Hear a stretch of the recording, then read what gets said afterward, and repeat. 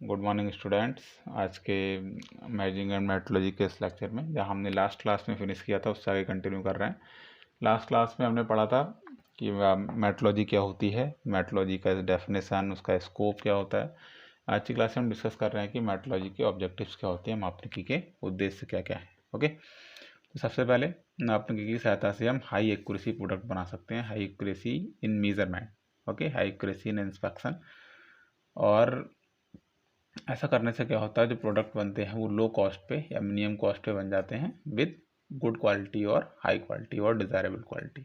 Okay, second, use of best suitable measuring instruments. Okay, अगर मापनिकी का हमें अच्छे से नॉलेज है, अच्छे से हम मापनिकी के बारे में जानते हैं, मेजरिंग इंस्ट्रूमेंट्स के बारे में जानते हैं, मेजरिंग मेथड्स के बारे में हमको जानकारी है, तो हम किसी पर्टिकुलर एप्लीकेशन के लिए, किसी पर्टिकुलर प्रोसेस के लिए बेस्ट सूटेबल मेजरिंग इंस्ट्रूमेंट्स का यूज कर सकते हैं, जिससे हम उस प्रोडक्ट की क्वालिटी को एट मिनिमम कॉस्ट मेंटेन कर सकते हैं। ओके, आप प्राप्त कर सकते हैं। मापनिकी में अपनाई जाने वाली विभिन्न विधियों का मानकीकरण। मापनिकी में जो डिफरेंट प्रोसेसेस, जो मेथड्स हम यूज करते हैं, उनका स्टैंडर्डाइजेशन किया जा सकता है, मानकीकरण किया जा सकता है। तो मानकीकरण से क्या होता है, मानकीकरण से मास प्रोडक्शन में प्रोडक्ट जो है वो कम समय में ज़्यादा प्रोडक्ट बन जाते हैं और प्रोडक्ट की क्वालिटी अच्छी होती है, प्रोडक्ट का कॉस्ट कम आता है। तो ये फ़ायदा होता है स्टैंडर्डाइजेशन का। ठीक है, जैसे यहाँ पे मैं एक एग्जांपल लेता हूँ। स्टैंडर्डाइजेशन एक्चुअली होता क्या है, मानकीकरण होता क्या है। मान लीजिए M10 एक स्टैंडर्ड है नट एंड बोल्ट बनाने का। ओके, तो अगर कोई कंपनी जो है वो नट बनाती है, एक्स कंपनी नट बनाती है M10 स्पेसिफिकेशन का, बाई कंपनी बोल्ट बनाती है M10 स्पेसिफिकेशन का। ठीक है, तो ये ज़रूरी नहीं है कि अगर हमें असेंबली करनी है नट एंड बोल्ट की, तो एक्स कंपनी के ही नट एंड बोल्ट होने चाहिए M10 के। ऐसा ज़रूरी नहीं है। अगर हमने मानकीकरण का प्रयोग किया है, मानकीकरण के हिसाब से अगर हम काम कर रहे हैं, स्टैंडर्डाइजेशन के हिसाब से अगर हम काम कर रहे हैं, तो एक्स कंपनी का नट जो होगा M10 का, वो बाई कंपनी के M10 स्पेसिफिकेशन के बोल्ट में असेंबल हो जाएगा। ठीक है, तो ये एडवांटेज होता है मानकीकरण का, और असेंबली जो है वो बन जाएगी। ये एडवांटेजेस होते हैं मानकीकरण का। ठीक है, next, study and selection of different gauges, fixtures and design them. Okay, किसी पर्टिकुलर एप्लीकेशंस के लिए, किसी पर्टिकुलर प्रोसेस के लिए हम सिलेक्ट करते हैं डिफरेंट गेजेस के लिए कि कौन से प्रकार का हमें गेज यूज़ करना है। फिक्सर्स, जो जॉब को लोकेट करने के लिए, फिक्स करने के लिए, वर्क पीस को फिक्स करने के लिए जो फिक्सर्स यूज़ करे जाते हैं, जिग्स यूज़ करे जाते हैं। एंड हम किसी पर्टिकुलर एप्लीकेशन के लिए, अगर हमें मापनिकी का नॉलेज है, मापनिकी या मेट्रोलॉजी का हमको अच्छे से ज्ञान है, तो हम क्या कर सकते हैं, किसी पर्टिकुलर एप्लीकेशन के लिए जिग्स और फिक्चर को, गेजेस को हम डिज़ाइन कर सकते हैं फॉर दैट पर्टिकुलर एप्लीकेशन। तो that is a important point of objectives of metrology. Next, solve the problems related to measurement. अगर किसी पर्टिकुलर प्रोसेस में, किसी पर्टिकुलर प्रोडक्ट में के साथ मेजरमेंट की कोई प्रॉब्लम आती है, उसके किसी पैरामीटर को मापने में प्रॉब्लम आती है, तो हम उनको एनालाइज कर सकते हैं, उसको स्टडी कर सकते हैं और उसको सॉल्व कर सकते हैं। ठीक है, वो प्रॉब्लम मापन की हो सकती है या वो प्रॉब्लम इंस्पेक्शन की हो सकती है। Okay, next, application of modern high precision and high accuracy instrument. Modern जो इक्विपमेंट्स हैं, मेजरिंग इंस्ट्रूमेंट्स या फिर इंस्पेक्शन इंस्ट्रूमेंट्स, जो मॉडर्न आजकल जो सेंसर बेस्ड इक्विपमेंट्स आते हैं, दे आर उनको खरीदना थोड़ा सा कॉस्टली होता है, लेकिन उनका ऑपरेटिंग कॉस्ट बहुत कम होता है। तो ऐसा करने से क्या होता है, हमारा जो प्रोडक्ट बनता है उसकी क्वालिटी एक तो हाई रहती है, और सेकंड, दूसरा क्या एडवांटेज होता है, रनिंग कॉस्ट या ऑपरेटिंग कॉस्ट जो होती है इंस्ट्रूमेंट की कम होती है। तो ऑपरेटिंग कॉस्ट इंस्ट्रूमेंट की लो होती है, तो उससे क्या होता है, इंस्पेक्शन और मेज़रमेंट का खर्चा कम हो जाता है। जब उससे तुम्हारा जो प्रोडक्ट बनता है वो, उसकी कॉस्ट जो है मिनिमाइज हो जाती है, अल्टीमेटली हम ज़्यादा प्रॉफिट अर्न कर सकते हैं।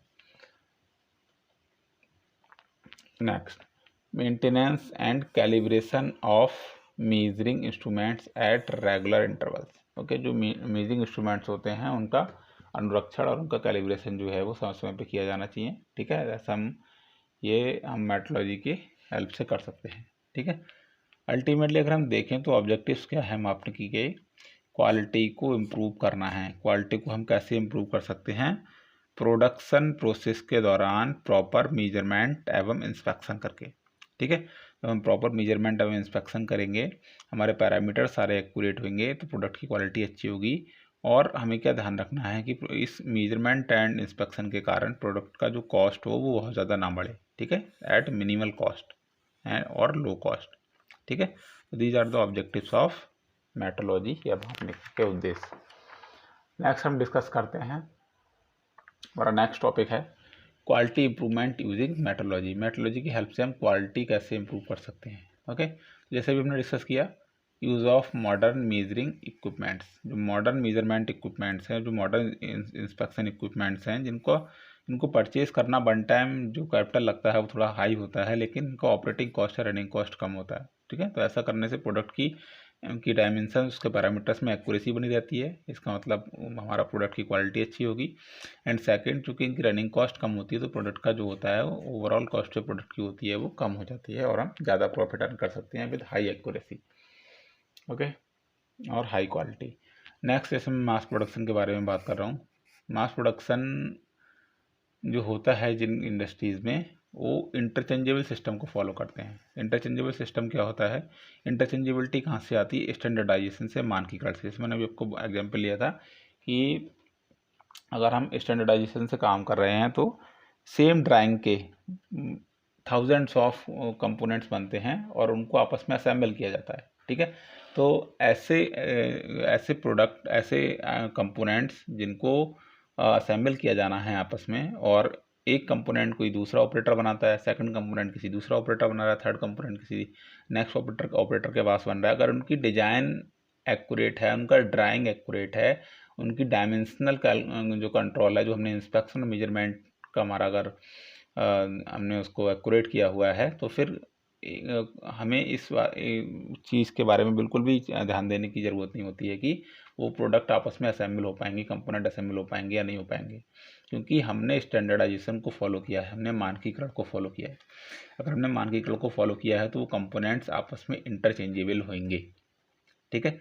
वो कंपोनेंट आपस में इंटरचेंजेबल होंगे। ये कौन इंश्योर करता है? ये मेजरमेंट और इंस्पेक्शन प्रोसेस, हमारे इंस्ट्रूमेंट्स जो होते हैं, विधियाँ जो होती हैं, वो इंश्योर करती हैं कि वो कंपोनेंट्स आपस में इंटरचेंजेबल कंपोनेंट ही होंगे और सिस्टम जो होगा वो इंटरचेंजेबल सिस्टम होगा, ठीक है। इससे क्या होता है मास प्रोडक्शन में? एक तो हमारा प्रोडक्शन इंक्रीज करता है, प्रोडक्शन इंक्रीज करता है। सेकेंड, हमारी क्वालिटी इंप्रूव करती है, क्वालिटी इंप्रूव करती है। क्यों? कैसे क्वालिटी इंप्रूव करती है? हाई एक्यूरेसी हो जाती है, हाई एक्यूरेसी हम अचीव कर लेते हैं, ठीक है। और क्या होता है? ऑपरेटिंग कॉस्ट जो होती है, ऑपरेटिंग कॉस्ट या रनिंग कॉस्ट इसको हम कहते हैं, ये लो हो जाती है, ये लो हो जाती है। तो हमारा जो प्रोडक्ट होता है वो अच्छी क्वालिटी के साथ मिनिमम कॉस्ट में बन जाता है। Next, inspection and measurement of at regular intervals. तो जो प्रोडक्शन प्रोसेस हमारा चल रहा है उसमें हमें एक रेगुलर टाइम पीरियड के बाद इंस्पेक्शन और मेजरमेंट की आवश्यकता होती है to improve the quality. Quality check होता है और to ensure high accuracy and quality of product, okay. Product की हाई एक्यूरेसी को इंश्योर करते हैं, उसकी हाई क्वालिटी को इंश्योर करते हैं। Next, to measure different parameters at high accuracy and high level quality, okay. तो जो भी पैरामीटर्स होते हैं किसी प्रोडक्ट को बनाने के लिए, उन सारे पैरामीटर्स को हाई एक्यूरेसी के साथ मेजर किया जाता है। हाई एक्यूरेसी के साथ मेजर करने से क्या होता है? प्रोडक्ट की क्वालिटी जो होती है वो काफ़ी अच्छी क्वालिटी बनी रहती है, हाई क्वालिटी के साथ हम प्रोडक्शन कर सकते हैं, ओके। तो अल्टीमेटली अगर इन शॉर्ट में डिस्कस करूं तो मेट्रोलॉजी जो है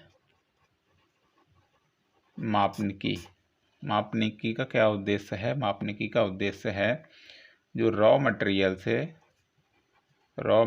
से हम प्रोडक्शन करते हैं, प्रोडक्ट बनाते हैं, और जो प्रोसेस होता है, जो बहुत सारे प्रोडक्शन प्रोसेसेस होते हैं, ये बहुत सारे प्रोडक्शन प्रोसेस हो सकते हैं, ठीक है। अगर हम प्रोडक्ट बनाते हैं तो हमारा ऑब्जेक्टिव क्या होता है? हमारा ऑब्जेक्टिव होता है कि प्रोडक्ट की क्वालिटी अच्छी रहनी चाहिए, ठीक है। प्रोडक्ट की फंक्शंस जो हम चाहते हैं वो फंक्शंस प्रोडक्ट उनको परफॉर्म करे, और हम चाहते हैं प्रोडक्ट हमारा रिलायबल हो, ठीक है। हम चाहते हैं प्रोडक्ट हमारा मिनिमम कॉस्ट पे बन जाए, तो दो पैरामीटर्स सबसे इम्पोर्टेंट यहाँ पे होते हैं, एक तो मिनिमम कॉस्ट और दूसरा क्वालिटी, डिज़ायर्ड क्वालिटी और हाई क्वालिटी जो हम चाहते हैं। तो ऐसा कैसे हो सकता है, रॉ मटेरियल को हमें कन्वर्ट करना है प्रोडक्ट में, बहुत सारे प्रोसेस लगेंगे बीच में, 10 15 20 प्रोसेस हो सकते हैं, ठीक है। तो और प्रोडक्ट हमें कैसा बनाना है, हाई क्वालिटी का बनाना है विद मिनिमम कॉस्ट और लो कॉस्ट, ठीक है। तो हमें क्या करना पड़ेगा, इस प्रोडक्शन एवरी प्रोडक्शन प्रोसेस को हमें मॉनिटर करना पड़ेगा, मेजर करना पड़ेगा, इंस्पेक्ट करना पड़ेगा। तो जितने भी प्रोडक्शन प्रोसेस होंगे वहाँ पे हमें मेजरमेंट करना पड़ेगा स्लैश इंस्पेक्शन करने पड़ेंगे, निरीक्षण करने पड़ेंगे। ये मेजरमेंट एवं इंस्पेक्शन किसका होगा, डिफरेंट पैरामीटर्स का, किसका होगा, डिफरेंट पैरामीटर्स